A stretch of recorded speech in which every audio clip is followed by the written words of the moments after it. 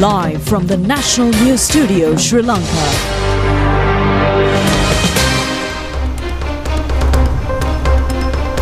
Coming to you live from the National News Studio. Welcome to the news. My name is Clifford Richards. I'm Dilanjali Ananda, and these are headlines for tonight.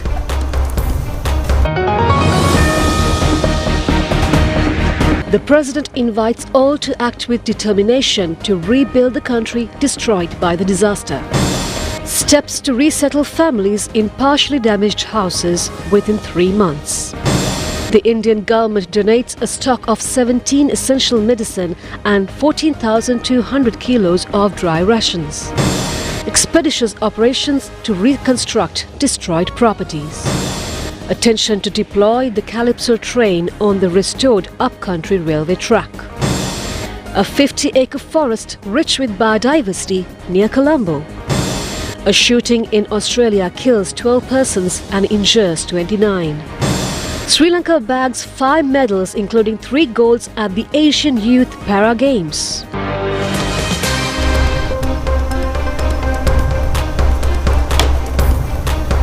And we move on to the stories in detail. President Rupavahini says that the government will never ever leave room for the violations of the rights of the fishing communities, and it maintains a strong stance in safeguarding the land and also the coastal belt. President directs that dry rations will be provided for 1 week to the fishing families who have lost their livelihoods due to the unfavorable weather conditions.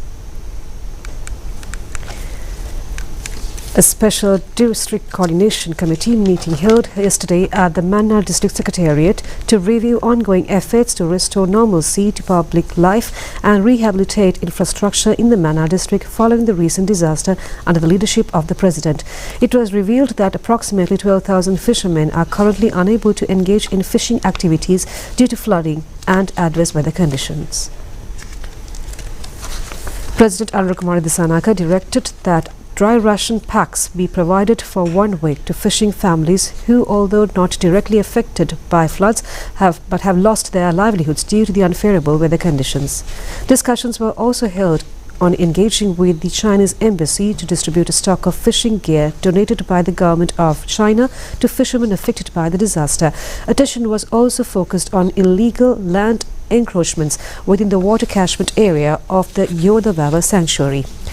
During the discussion, it was revealed that illegal land encroachments within the water catchment area of the Yodavawa sanctuary have been the cause for the delay in carrying out the placement of boundary markers around the reservoir. Authorities pointed out that these encroachments have extended to a large area within the sanctuary, which has been utilized as farmlands. Accordingly, the President instructed authorities to identify such individuals and take strict legal action against them for obstructing the placement of the boundary markers. Meanwhile, extensive discussions were also held on reconstruction of damaged roads and bridges, restoration of water and electricity supply, rehabilitation of irrigation systems, compensation for losses in agriculture and livestock sectors, and supporting affected communities to restart their livelihoods without delay. It was reported that 70 families in the Mannar district have lost their homes due to the disaster. Discussions were also held on rebuilding these houses and identifying suitable land for resettlement. A committee will be appointed to identify the required land within the next 2 weeks. It was also reiterated on the need to arrive at the permanent solution to control floods in the Mannar district. The meeting also addressed the expansion of facilities at Mannar Base Hospital and other hospitals, along with restoring health services and normalizing educational activities in the district.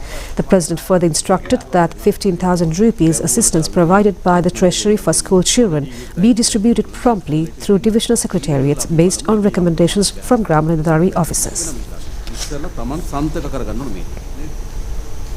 The US-based Starlink company has donated 100 Starlink units to Sri Lanka. The Secretary to the Ministry of Finance, Dr. Harshana Suryaperma, told the media today that a large quantity of monetary and material donations is being received for the Rebuilding Sri Lanka Fund.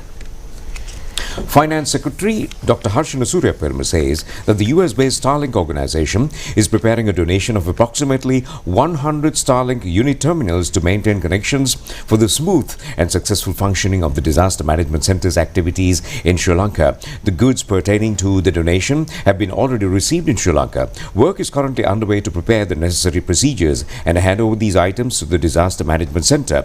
This indicates that the prompt response has been received to the request made by Sri Lanka at this time. Furthermore, approximately 13 billion rupees has been already allocated to delivered for these relief efforts, utilizing both funds received to date and the funds allocated by the Treasury. කරලා භාවිතා කරලා රුපියල් මිලියන 13000ක් පමණ බිලියන 13ක් පමණ මේ වෙනකොටත් මේ සහන වැඩපිළිවෙලට යොමු කරලා ලබා දීලා තියෙනවා. Commissioner General of Essential Services regarding the disaster restoration process due to the rainy weather detailed to the media today. The Commissioner General of Essential Services, Prabhat Chandakirti, says that currently close to 7,000 families are residing in relief camps. There are 6,138 completely destroyed houses. All the residents corresponding to these 6,138 houses are currently in relief camps. He said that the authorities are expecting the reports from the National Building Research Organization regarding the houses that are partially damaged but suitable for rehabilitation, and hoping to relocate them to further and to their homes as quickly as possible. Therefore, he said that the authorities anticipate relocating the families currently residing in relief camps to their own homes within the next 2 to 3 months. Investigations are also underway regarding the government providing land to these families. Information on all state-owned land is being collected through the Ministry of Lands. The Government of India has donated to Sri Lanka a stock of 17 essential medicines and dry rations of more than 14,200 kilograms today. This donation was handed over to Minister Dr. Nalinda Jayatissa by the Indian Deputy High Commissioner in Sri Lanka, Dr. Satyanjal Pandey, at the Katunayake International Airport. The consignment of drugs brought in a special aircraft of the Indian Air Force is to be used in the treatment of heart diseases, diabetes and for the complications management of numerous diseases. The Deputy Indian High Commissioner said on this occasion that the Indian government will continuously extend assistance for the relief program being implemented on behalf of the victims of the Ditwa cyclone. Minister Dr. Nalinda Jayatissa has conveyed thanks to Indian government for the assistance extended as the closest neighbour in helping those affected by the disaster.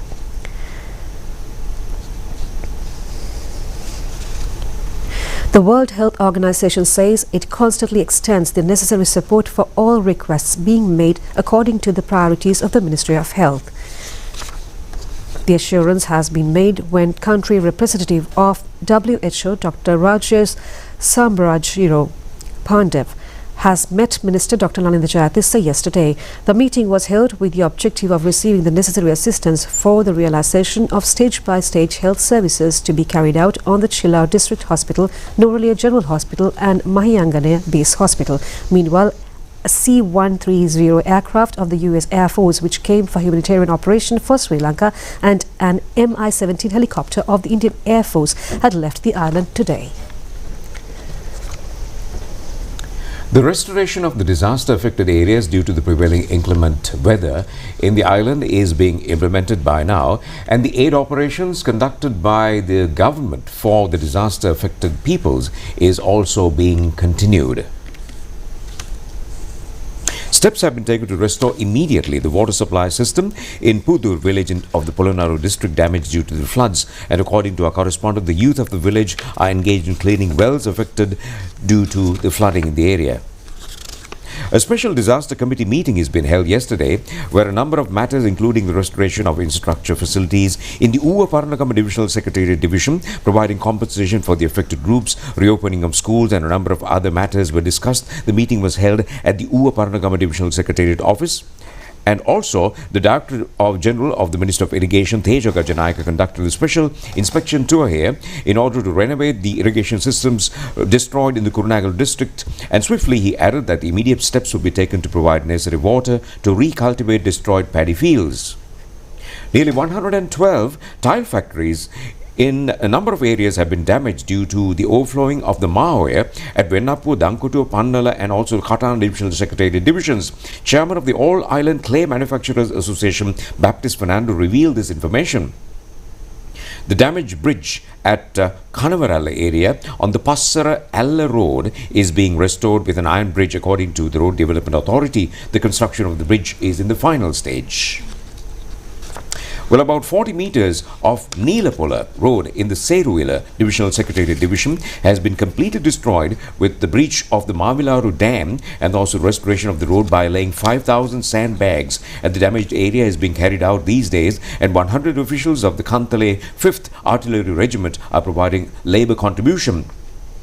Water is being released from today for cultivation of paddy lands of the Magal agrarian project destroyed due to floods, and after the restoration of the Vaga road system, more than 6,000 acres of the paddy lands are cultivated under the Magal reservoir, and according to our correspondent, about 1,000 acres of it was destroyed due to the floods. Portion of the upcountry railway track between Badulla and Abewala, which was damaged due to the falling of soil mounds, was restored. District engineers say a train was deployed in the cleared railway line today. Train travel has taken place in the track after 18 days. District engineer Dhanushka Disanayaka said after inspecting the location where the track was obstructed, added that it is hoped to conduct a journey of a Calypso train later on this line. Well, the first program in Kandy district to issue death certificates on those killed and missing in the Ditwa cyclone was held at the Paragala Greyhead Tamil Vidyalaya in Ganga Ihela Korale, Gampola yesterday. The Registrar General's Department has organized the program in order to provide the relevant services to those affected by the disaster by visiting the disaster locations. The Registrar General has presided over the maiden program in the Kandy district. Death certificates were issued on 33 deaths and 11 disappearances reported from the Ganga Ihela Korale. In addition, releasing of such certificates free of charge based on the relevant information on those who had been deprived of their marriage, birth and death certificates as a result of the earth slips and floods. A group of government officials also participated in this program. Deputy Registrar General Central Province WHK Pallekumbura says that those houses of those who were killed and missing were reported to have been subjected to earth slips and caught in floods. Therefore, the birth, marriage and certificates of such persons have been destroyed, and therefore we added that they hope to go to the places of the disaster, engaged investigations. The weather communique issued in the early morning today. The Met Department points out that light showers will occur in the northern, north central, eastern, Uva and central provinces today, and in the rest of the areas of the island, showers or thunder showers might occur after 1 p.m. Intermittent temporary fairly strong winds of 30 to 40 km per hour might prevail in the eastern slopes of the Central Hills, northern, north central and northwestern provinces, along with Trincomalee, Hambantota and Munaragala districts. The department cautions the general public to take necessary steps to minimize damages or dangers due to the temporary strong winds and lightning along with thunder showers. Intermittent rains might occur at certain areas of the sea off the shore from Puttlam to Mannar, Kankasanthure and Portville via Trincomalee.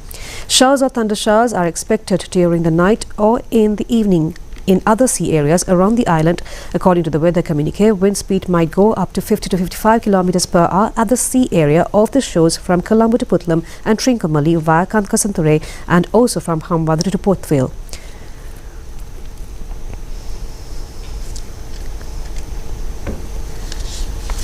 Two sluice gates of Rajangana Reservoir are further kept open due to the prevailing incessant rainy weather condition. A volume of 1,796 cubic feet of water per second is being released into Kalawe from it.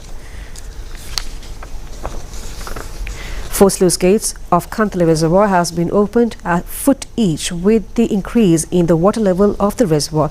A volume of 750 cubic feet of water per second is being released into the Van Alla. All the 5 sluice gates of Yan Oya were opened today since morning. Padavi Irrigation Engineer's office stated that all the 5 sluice gates were opened due to the increase in water level of the reservoir.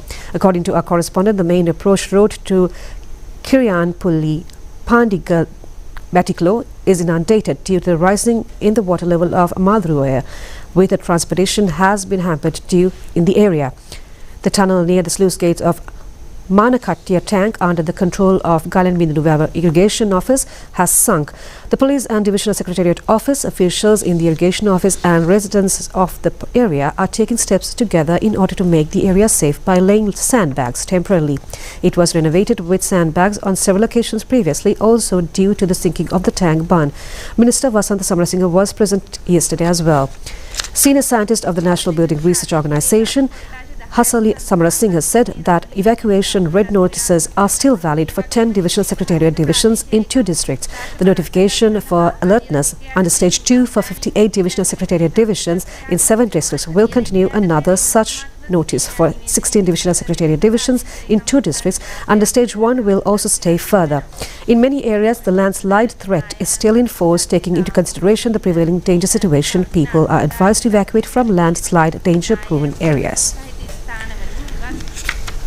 Well, large crowds have donated items for the Nusadena Dayawa Sambandiyave Satkare Community Hospitality Program, jointly conducted by the National Television and also SLT Mobitel. Distribution of goods handed over to the affected public is being carried out continuously. Many philanthropists have also donated items to the SLT Mobitel branch in Anuradhapura. They included drinking water, material, aid and school equipment. Meanwhile, large numbers of people have handed over their contributions to the SLT Mobitel Kurunegala branch as well. Well, President Anurakumar Dissanayake has extended his gratitude to the Sri Lanka Navy for its rescue operations, risking their lives, and those who made it the ultimate sacrifice. The President made these remarks at the commissioning and passing out parade at the Trincomalee Naval and Maritime Academy yesterday. The President, upon arrival at the Faculty of Naval and Maritime Academy, was welcomed with a Naval Guard of Honour and gallantry. 8 directly commissioned officers of Intake 2024, comprising of 33 officers from the 40th intake of the General Sir John Kutalavala Defence University and 28 officers of the 65th Cadet intake of the Trincomalee Naval and Maritime Academy were commissioned. Awards were presented to senior sailors and ceremonious awards were given to the newly commissioned officers. President Anurakumar Dissanayake said that the recent disaster dealt a severe blow on an economy that was being rebuilt steadily and systematically, and that in the face of such a challenge, it is the duty of every citizen not to withdraw or remain in hopelessness, but to come together with unwavering determination to restore the nation. President Dissanayake said or paid heartfelt tribute to the Sri Lankan Navy for its immense contribution during the disaster, particularly commending its courageous rescue operations at the Kala Oya, where naval personnel risked their own lives to give hope to those trapped by fear of death and saved a large number of lives. The President expressed deep gratitude for the Navy's selfless service and honoured the naval personnel who made the supreme sacrifice while rescuing others. The President also commended the Sri Lankan Navy for its vital role in combating the drug menace, which he described as one of the greatest challenges faced in the country. He reaffirmed the government's firm commitment to take every necessary measure to protect the nation from drug trafficking and called upon all citizens to unite in safeguarding the motherland from this threat. Emphasizing the importance of responsibility and duty, President Dissanayake stated that although he himself, as the President, the Commander of the Navy and all other officers bear different responsibilities according to their positions, each responsibility is equally vital for a stable and strong state. The President stressed that the nation can move forward only when everyone faithfully discharges the duties entrusted to them, and that no profession or responsibility should be regarded as secondary, as each contributes to nation building.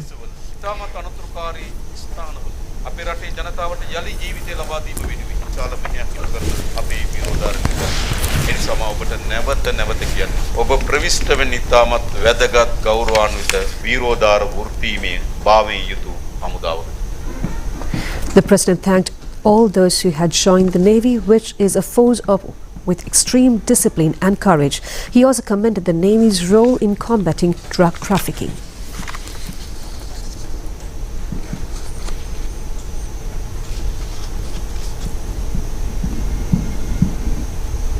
Now, Homagama is a unique area in a highly populated suburb in Colombo.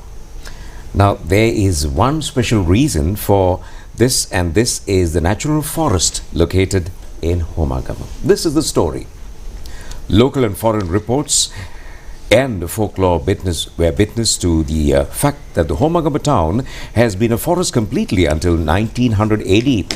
It has been stated that the Degama area was an extremely good catchment area in the past. There might have been huge streams, marshy lands and wetlands in Degama. Well, in the past, the area had a number of values of Degama natural forest. Since it is a wet zone forest of the low country, it demonstrates features of rainforest due to groups of trees with well-developed canopy. This forest has been unbelievable biodiversity, although it is not so large in the forest spread over an area of 50 acres. More than 103 species of flora and plants of medicinal value endemic to Sri Lanka contributes to the extensive biodiversity of the forest. Another unique feature has been the forest is also a paradise for endemic and migratory birds. The green-headed woodpecker, golden kingfisher, crimson-backed woodpecker, hanging parrot, Sri Lanka bush babbler and malserua and other 90 bird species can be spotted in the forest. It is hard to describe the biodiversity of this 50-acre forest. It is also a matter of surprise that such a land is remaining adjacent to a highly populated Colombo city. That will be the fate. And what will be the fate of the nearly 220 fauna species living in this forest? What will be the fate of the flora species facing the threat of extinction? And everyone who loves nature with a sensitive heart will not expect such an eventuality.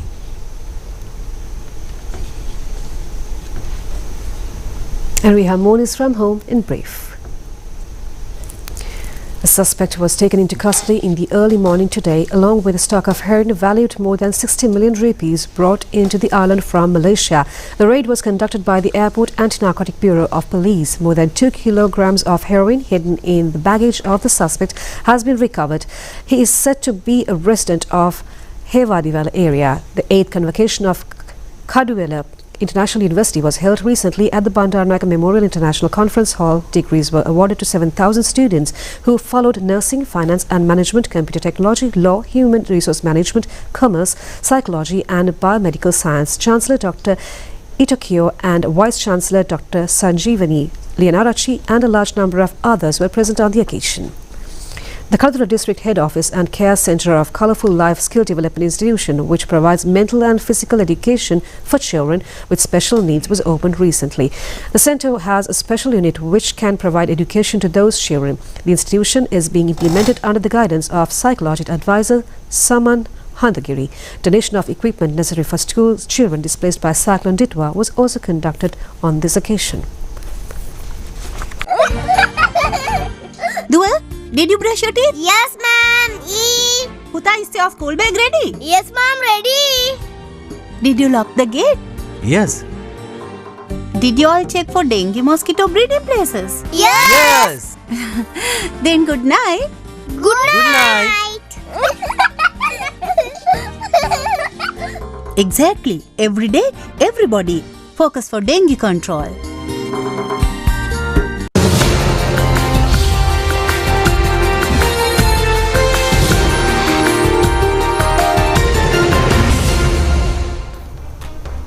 Welcome back to the news, and we are moving on to news overseas. A little bit of disturbing news from Australia. A mass shooting at Sydney's Bondi Beach has been declared a terrorist incident, with the New South Wales police confirming that 12 people have been killed. The attack targeted a Hankai celebration, leaving 29 others, including a child and 2 police officers, hospitalized.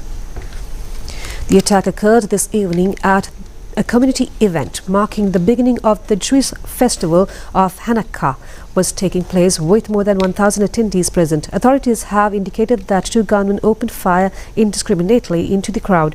1 gunman was killed in a shooting with police, while a second suspect has been arrested and remains in critical condition. According to foreign reports, the Australian police have confirmed the shooting was deliberately targeted at the Jewish community. Well, tensions have escalated along the Thai-Cambodia border, with both sides reporting military activity and civilian impact in disputed areas. The situation remains fluid as conflicting claims continues to emerge from Bangkok and Phnom Penh. Thailand has indicated that a civilian was killed in its northeastern border province of Sisaket after a rocket was fired from Cambodian territory. The Thai military describes the situation as tense, reporting clashes around disputed temple sites. Cambodia's defense ministry has rejected Thailand's account, stating that Thai forces attacked 3 villages in Bante Menthe province and carried out air raids on one of them.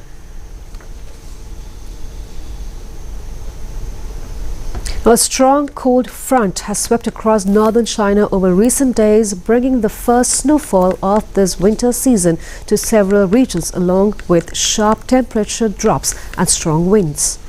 Local authorities have taken active measures to minimize the weather's negative impact on public transportation and daily life. Northwest China's Xinjiang-Uyghur Autonomous Region is the first stop of this round of cold wave, which will bring a widespread drop of temperatures and usher in China's first large-scale snowfall this winter.